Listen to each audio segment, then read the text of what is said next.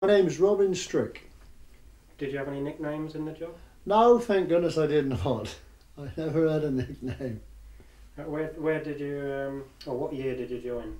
I joined in 1963. That's after I was the very last national serviceman in the Somerset and Cornwall Light Infantry.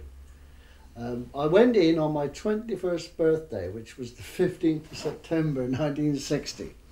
And when I came out, even then down in Cornwall, jobs were very few and far between.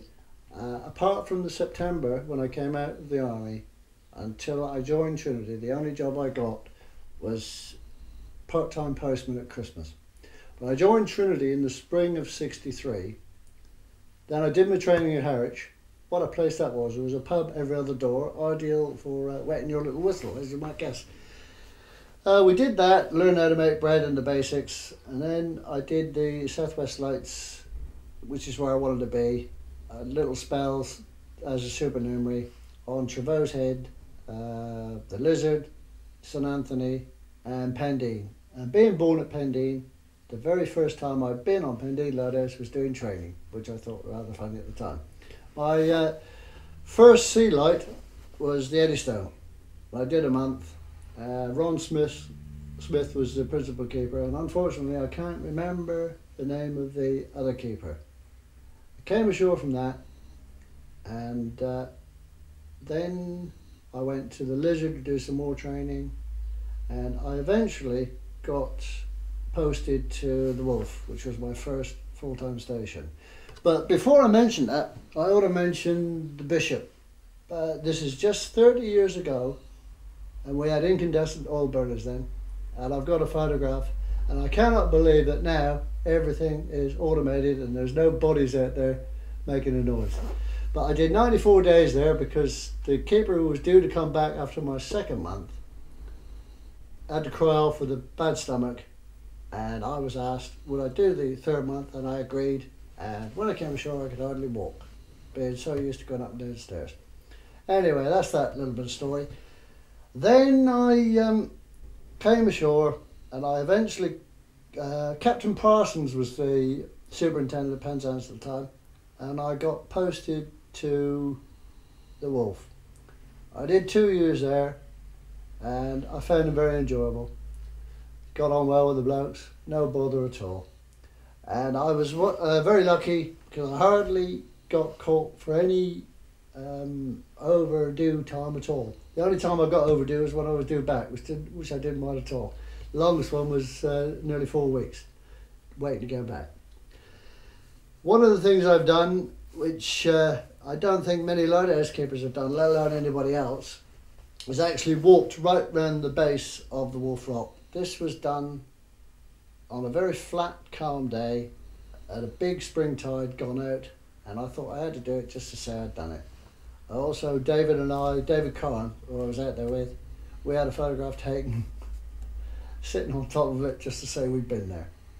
I did my 2 years on the Wolf, and then I came ashore, and Commander Parsons didn't really, or Captain Parsons, I beg your pardon, he didn't realise that my time was up, so I had to go into the office and get it sorted out. Then I got posted to Round Island, which was a home from home. It really was a little hotel. But unfortunately, when I came ashore after my first trip, I got involved in a pretty bad accident, and that ended my Trinity House career, I'm afraid to say. But I cannot believe that I've been away for years, and I cannot believe now that all those lights I see, especially at sea, are unmanned, because it's just beyond me to think that a way of life has unfortunately disappeared. I don't know what else I can add. I see lights down here now, and I don't even recognise. There's one that flashes along the coast for me. It's either, I'm not sure, it's either the Seven Stones or Round Island. But I'm so disorientated down this end of the woods, I don't know. I was walking towards the Logan Rock, looking towards the Lizard, the very first night I was down there, and I thought that was the Longships. So never be a seaman again, I don't think. But for all that, it was a good time, and sadly, for a lot of people like myself, is now no longer. Can you tell us basically what it was like on the Wolf? Well, you know, people, school children wrote to me at one time, courtesy of their teacher, what's it like? Are you lonely, Mr. Lighthouse Keeper? It's a job you choose because you like doing the job. And it was just good. I can say this now because it's all long gone, but just prior to when I joined, you had the old style of principal keeper where you virtually worked 8 hours a day on these things. But when I was out there as a second in command, when the principal keeper had gone ashore, I said, right, that's it. If you want to get up and do anything, you do. If you don't want to get up, you don't. Because the morning watchman always cooked the dinner. So I had no bothers about that whatsoever. But the last week before the relief was due, we all turned to, got the place looking spick and span and spotless, and what more do you want? If there was anything that happened, obviously, that needed doing, an engine needed an oil change, we would do it. But not to turn out every day because it was just a waste of time. So we had quite a good life and we got on rather well. I look back at the Wolf when I left and I can honestly say that it was almost like leaving a friend. That's the truth.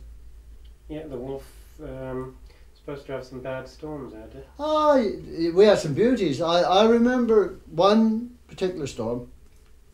Why I did this, I will never know. It must have been blowing a 10, possibly 11. And we didn't have any wind gauge to say how much speed there was in the wind. But just to be different, I went out on top of the landing in the middle of the night. And bear in mind, I was the only one awake at that time. I could have been washed overboard because the seas was coming right over the top. And I pulled myself around into the eye of the wind. And as I looked up, almost into the eye, there was this big bird. He took one look at me and took flight. I didn't let enough go of the bloody rails, and I all but went over the side. But these are the stupid things you do. But the gales didn't worry me in the least. The only time I had any concern was when it was flat calm, and we did have a few days like that, obviously because I walked around the bottom of the thing one daytime. But when it was flat calm, the only thing you could hear at night was the little bub bub bub bub bub bub of the engine, which was turning the light, and you're always thinking, has it missed a beat? What's going wrong? But when it was a gale blowing, you didn't hear anything. You just went to sleep, and that's true. What were the watches like?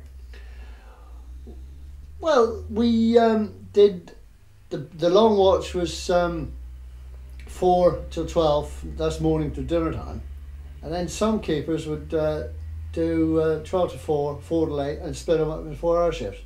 But when I was out there as second in command, but when I was in charge, I always did 2 8-hour shifts through the day, because that gave each of you in turn, all three of you, a much longer break, because you had one bloke doing 4 till midday, another bloke doing midday till 8, and you had 2 split shifts of 4 hours, 8 to 12, 12 to 4. Then you were back to, so you actually had, if you work it out, best part of a day off every third day, which suited me and suited the rest of the boys I was with. Let's start at the beginning. You're going out to the Wolf. Yeah. Excuse me, Mo. Yeah. Who did the boat trips? That was done from Trinity the Patricia. That was, I think he's now, if he's still in the service, Captain Parsons. It was in those days Commander Parsons who was in charge of the Patricia. No helicopters in my day, I can tell you. So, can you describe the boat relief? The first time, not frightening, but just a little thought of concern, because you never really had, but apart from once, I think, an absolutely flat calm where you could have walked out in the middle of the night and just walked onto the boat. But normally there was a bit of sea running, and the very first time leaving the little launch to be pulled up onto the landing, you can see the sea. You think, first of all, you don't want to get wet, but you do think, hope nothing breaks. And that was me, the very first one. That's all hand winch, isn't it?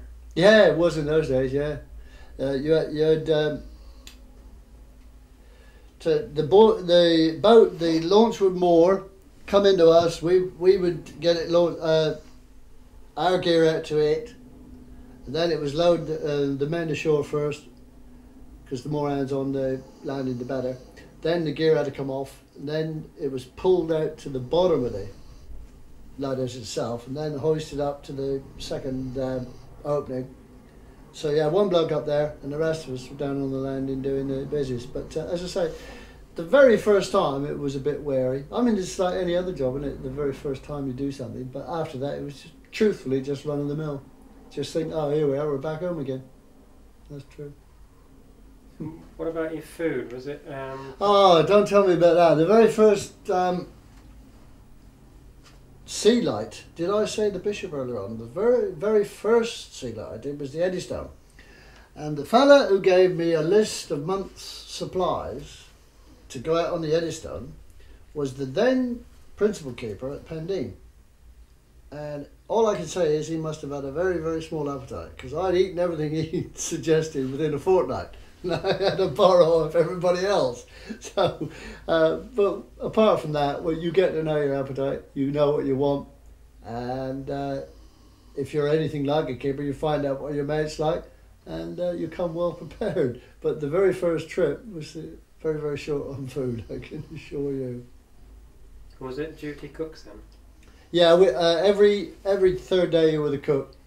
The bloke on the morning watch did the cooking duties as well, and then he'd have a couple of hours kept in the afternoon to recharge his batteries. The cooking facilities, what were they like?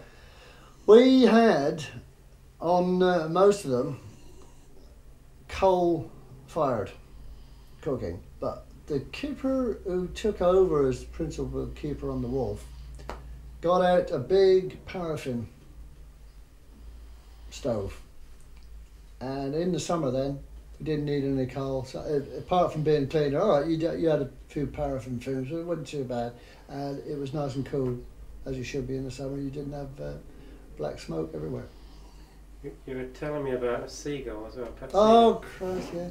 Graham Fern and I, and I don't know who it would have been actually, the third keeper. I have honestly forgotten. But we used to have a tea break, and this old gull used to come, and all he'd want was a few crumbs or a bit of cake. And we must have been a bit slower for Mark, because he just poked his head in the sink, grabbed a bar of soap, down the hatch, and flew off, and was never seen again from that day to this. But there was one lovely thing I saw, and that was a seal with a skate, which I suppose must have been nearly 3 foot across.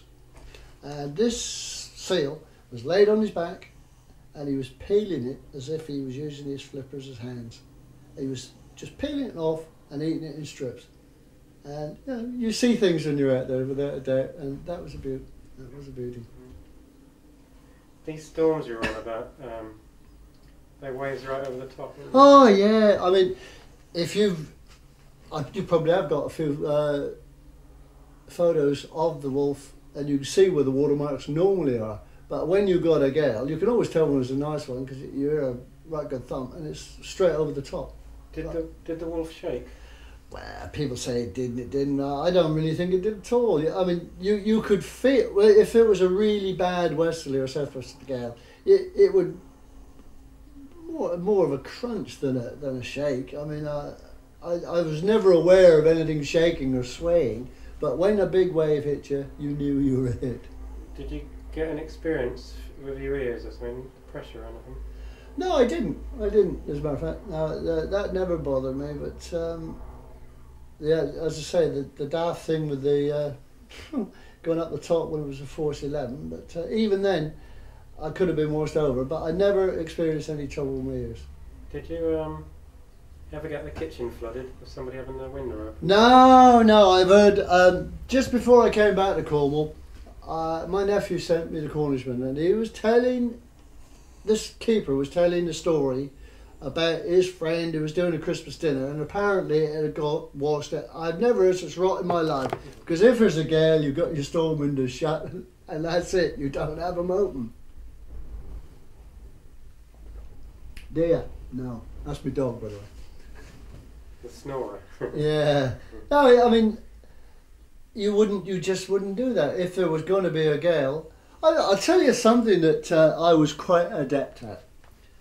What it was like in the latter days of the Lighthouse service, I don't know, but on fine days, rather than go right up to the top of the lighthouse in the old Elsie cans and have a pee or whatever you had to do, well, a pee really, there used to be a strategically placed tin on each of the landings, and you'd have a pee in that and out the window it would go. And I caught no less than 3 keepers with the swirl of the pea going around the lighthouse and smacking somebody in the eye who was looking out the window at the same time as I was doing. And I remember keeper on the edge stand come up and says, "Do you really like me or not? You got me again." I think I got him 3. I did, honestly, I got him 3 times. Well, I'll tell you another. This is wiki, but this was laziness. I did a lovely spell at the Lizard.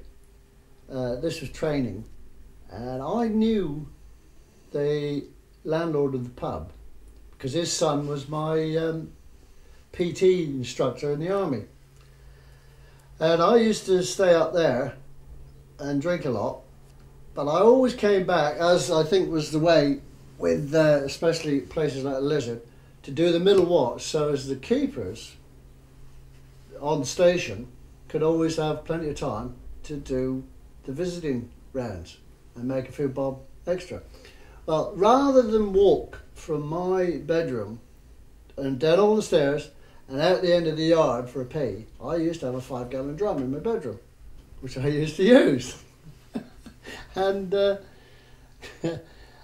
I didn't realise, this is utterly lazy, but it was full up. So I had no choice. I either had to hold on to my little old willy and walk all that way or spray it out the window gently. And so I sprayed it out the window. And when I got called to go on the watch, I got down in the watchroom and the keeper says, "Well, look up there, Robin." I said, "What is it?" I looked up. He said, "Well, it's all stars." And I said, "Yeah." He said, "Well, I can't believe it. I'm going around and have a look, and there's a shower went over." And that was me, spraying out the window. That's true, but never mind. You do these things. Oh, what we shouldn't have done when we were at sea is empty oil overboard. I don't think I'll even mention the keeper's name, but it was on the bishop. If he's got a conscience, so have I. But we emptied out the little engine which we used to drive the radio, I fancy. And Ron, who was down a flat calm day in the summer, doing a bit of sunbathing, came up with instant suntan. We got him spot on. He was brown from head to toe. There you go. He didn't get out anymore though. So it's a classic case. You're supposed to tell somebody where you're going, isn't it? Oh yeah. I mean, this me and the pea. I mean, it wasn't done no animosity whatsoever. It was just very unfortunate that somebody was looking out the window, usually below me, because that's the way the wind took it, ran and smacked him right in the ear. But out there, it was only a little drop of oil, but it got poor old Ron spot on. Was it the Eddystone you were saying where you came a cropper? Oh yeah, with Ron Smith was the keeper out there, and I've always been, as you can see here, very, very skinny and little. And I'm coming up after cleaning everything up with a big bucket of coal to get the fire ready to start thinking about having a good fire to do the dinner. And I got to almost the very top of the stairs to go in the kitchen, and the weight of the coal bucket pulled me backwards. So rather than let it go and make a big bang, I thought, smarty me, if I jumped, I could land on the next landing, which was the top engine room landing. I did this with the greatest of ease, but the weight of the coal bucket pulled me down a further flight of stairs. Big crash, coal everywhere, me with a damaged shin, very dishevelled. Anyhow, I cleaned things up and came upstairs, and as I'm going in the kitchen, Ron Smith, skipper as we used to call him, looked out the bedroom door and he says, "Robin." I said, "Yes, Skip." He said, "I think you better go up top. I think there's a bird in amongst the light." And I said, "Right, I'll do that." Some bird. Yeah, some bird. Me. Well, it's my name after all, I suppose. Christ. What did you do fishing on these towers? I didn't. I'd heard so much about fishing with the kite and all that, but obviously two reasons. Firstly, I didn't have any fishing tackle, but I did try with a more or less bent pin and just a bit of string off the end of the landing on the wharf on a flat calm day, you know. But never got any luck. But the one fish I did catch, this was on Round Island, my very last trip before I had my accident, which stopped my Trinity service. And Tom Ellis was the principal keeper then, and he had more gear for fishing than enough. He really, really did. And we used to have to keep an eye and an ear on the signal which was transmitted from Round Island then, because it was used for ships coming across the Atlantic, as I believe. Used to dot out and Morse Round Island, I fancy. Anyway, I said to Tom when he came back from his fishing with nothing, I said, "Well, look, if you look after things around here, I'll get down and catch your fish for your tea." He knew I was just going to sky and do a bit of sunbathing, but he said, "Oh, all right," because he tried and he couldn't get anything. So I went down, and at that time I had a rod, well, that high, just a little kiddie's rod.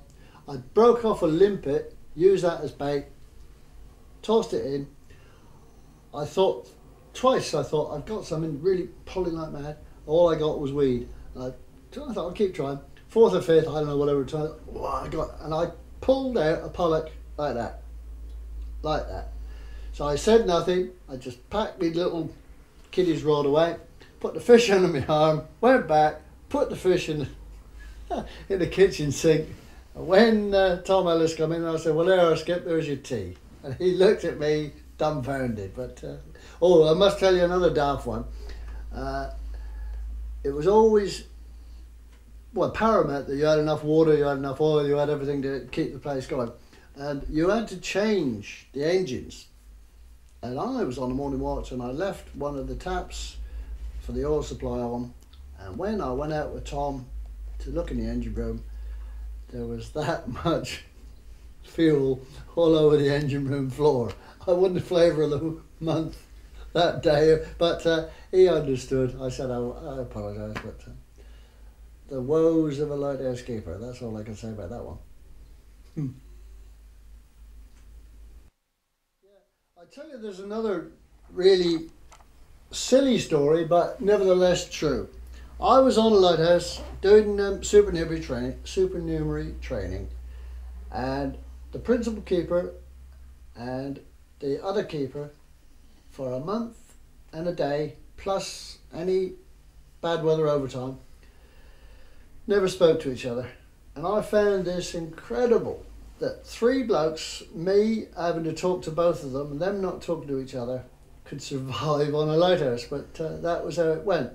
What would happen when the principal keeper wanted whatever work done, he would tell me, and the other guy would listen, and we'd go and do whatever was necessary. When the other keeper was cooked, all he would say was, "What do you want for dinner?" to the principal keeper. He would get the meat, and that was it. Some total conversation. And put up with that for a month and 2 or 3 days. Very, very strange, but true nevertheless. They talk to you though, don't they? Oh yeah, both of them talk to me, and no bother. I tell you another beauty about if he's ever on the film, he will know. Back in those days, there used to be not Radio 2. What they used to call it in those days? The light wave, wasn't it? There used to be a request program in the weekdays from 9 to 10, and prior to the 9:30 cut-off spot, they always played a bit of classical music. And out on the Bishop in those days, the principal keeper would get us up at 9:30. So I was on the morning watch and I had the job of calling him out.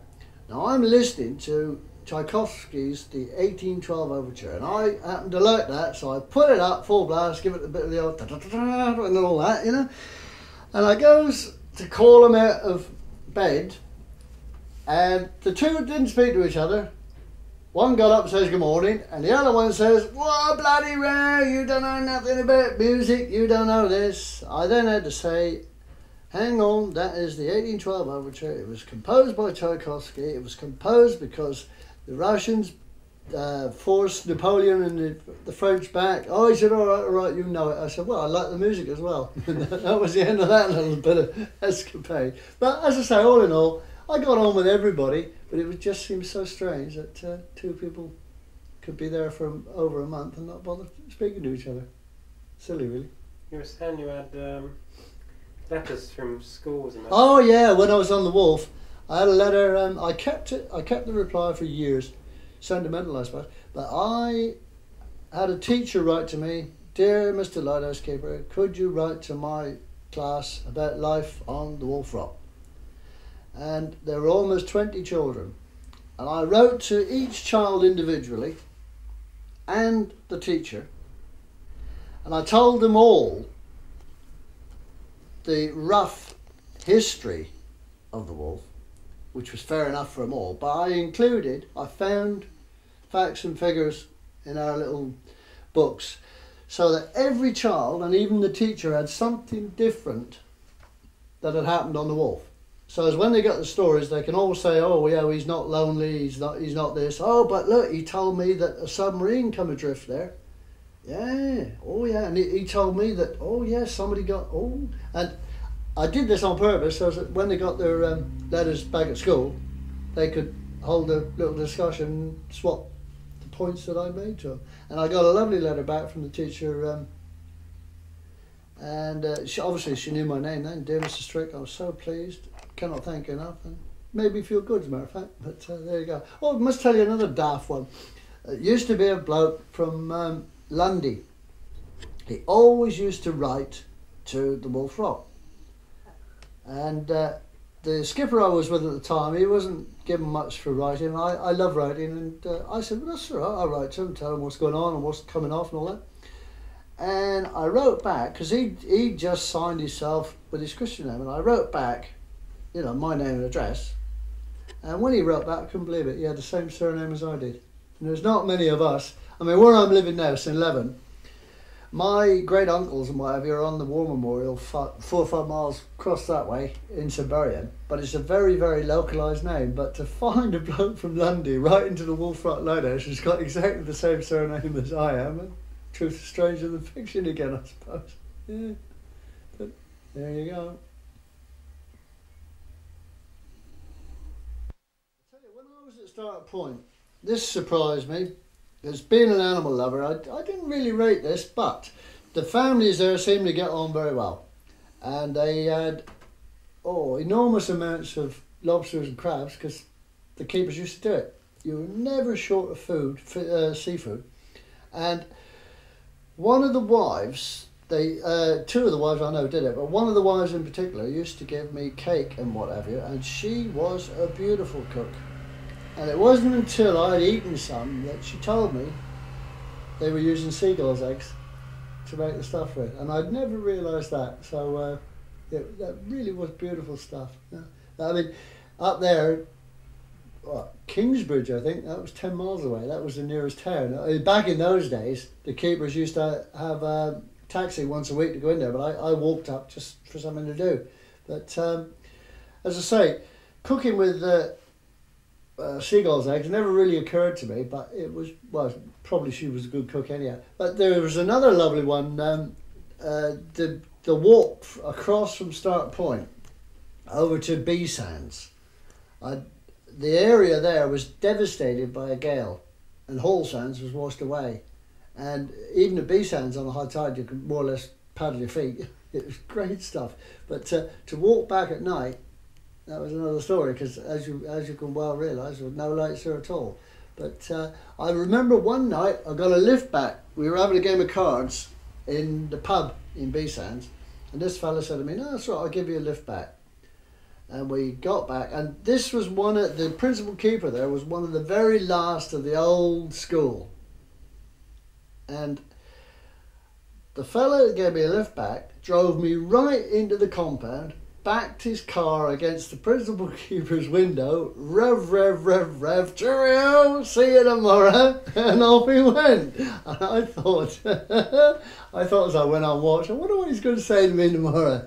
Strangely enough, he didn't say a thing, but it was a beaut. God almighty. Yeah, but the Hall Sands, that was destroyed by one of the gales there, their southeaster. What year was that? I don't know what year it was, the actual gale, but I was there, as I say, 63, because my first permanent station was the Wolf, and that must have been, yeah, it would have been 64, because I came off in 66 and took my spot up on Round Island, the mini hotel. What was your favourite station then? I think, had I have had time, I would have enjoyed Round Island, because the boats would come out in the summer with visitors, so you always had fresh stuff. You didn't have to take so much up. But for sheer beauty, I suppose my favourite spot on the southwest, contrary to a lot of people's belief, would be St Anthony's across the water from Falmouth. That is absolutely beautiful. No bother. No, I mean, they even, I don't know, well, they had to, I suppose. They even used to have to get supplies with the Stella because it was such an out-of-the-way place. There was only a little pathway to get down from the National Trust line. But lovely, lovely spot. Can you describe what it was like inside there? Oh, so tiny. My supernumerary's bedroom was one flight up at St Anthony's. Now, we didn't get a lot of visitors because it was a long way to come down, but we did get some. And something that sticks in a lot of, in a lot of lighthouse keepers' minds must be the fact that when people come, I've heard this comment so many times, the place is cleaner than the hospital. And I used to have to, especially if I was on the morning watch, to be trying to sleep, and people were trundling up and down the stairs, trying not to touch the brasswork because it shone so much, saying how worried it was better than hospitals, and I'm saying, I wish I was in hospital, I'd get a bit of kit, wouldn't I? But, I mean, they weren't to know that. And I was down there one evening, gorgeous day, I was trying to do a bit of fishing. And a mother, father and a young son came down. And I thought, oh, I bet you they want to go up there. Thought that to myself. And I thought, oh, well, so what? So the fella come up, and he was a Scots fella, and he says, can we go up and have a look at your lighthouse? So I said, yeah, certainly, why not? So I took him up, showed him around, and my lasting memory at first of that encounter was the little kid who had a swimming suit full of sand, and it was sand everywhere, and he was in under the light. Everywhere you looked, there was sand, and I thought, well, I love you, you little darling. And the Scots fellow was telling me, this, that, and the other, and I'm thinking, yeah, your Scotch probably tight. And we got down, and I can assure you, the myth about the Scots is entirely wrong, because I had the best tip I ever had in my life off a Scotsman. And I even forgive his kid for the sand. There was sand every bloody where. Oh dear. Yeah, God almighty. But the Lizard, I mean, that was the place for visitors, but being a supernumerary, we never got the chance to do that because obviously the keepers on the station, they wanted the money, but I didn't mind that because I used to spend a lot of time at the pub in the night time, so not to worry. But yeah, I suppose St Anthony for beauty, the Lizard for walks, some gorgeous walks from there. Start Point, it really should have been Stark because there was really nothing there at all. I never had, because I wasn't married in any case, but I suppose a lot of keepers would have liked Sunning. But as I say, not being married. But of the sea lights, because I did the 2 years on Wharf, I suppose that was my favourite. But I went on, Well, I think it was all of them. I went on the long ships as a courtesy visit, just to say I'd been there. I did the 94 days on the Eddystone, and I did the one trip on the Eddystone. The Bishop, did I say I did 94 days on? It was the Bishop I did 94 days on. I did one trip on the Eddystone. I did a courtesy call on the long ships to say I'd been there. And then when I came ashore from that, I ran down and I got my bad accident, unfortunately. But I wouldn't, honest to God, I wouldn't trade that job for anything. Not really. That 94 days you were on about? Yeah. What was it like for all that length of time? Well, I got so used to it. It was just a way of life. And as old keepers will know, as a supernumerary, you're obliged to go for a month. You can be asked to stay a second month, but if there's a third month required, they must ask you, are you willing to do it? And I was on the morning watch. The relief was the next day. And it was, you knew it was going to be a relief because it was flat calm, nothing forecast. And I did the dinner, and I'm just going to turn in for an hour. And one of the keepers, might have been Graham, I don't know, said, what would I do if I was asked to do a third month? And I said, well, I'd probably do it. I went to bed and I come down, and well, you're going to do that third month? I thought, they're having a bit of laugh. But I said, oh, that's right, yeah, I'll do it. He said, all right, you got to, because Ron's gone sick. So I did 94 days, and coming ashore after that time, I had my best gear on, clean white shirt, tie, all ready to go, walk straight from the boat down to the post office, get me money, and back in the, I think it was called the Mermaid, the pub, to have a celebration drink after all those time. And there was a really lazy swell going. And G. Hicks, who's dead now, he was the boat relief that day, and there were two other people with him.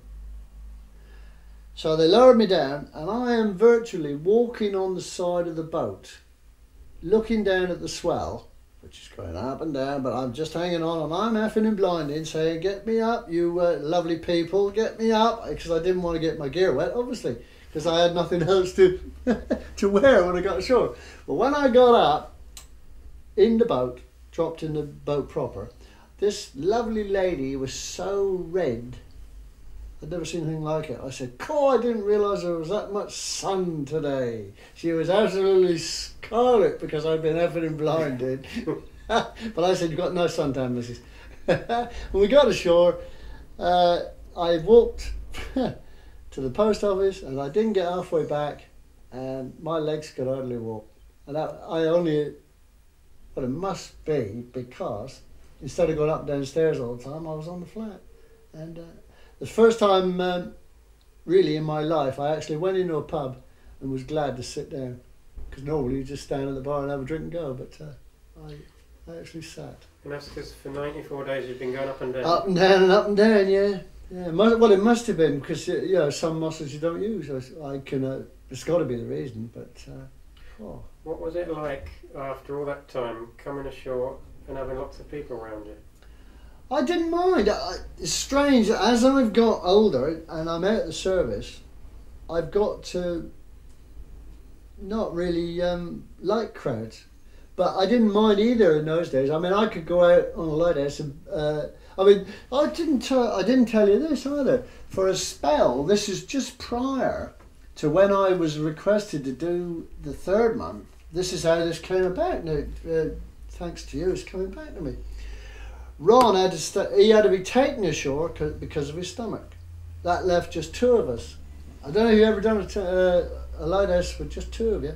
Not for very long. It's a fair old spell, and we had to get another supernumerary out, because Graham and I, we got on well, so there was no bother. I mean, we had to do awkward shifts, and it was a bit of a bugger staying awake and all that, but we did it.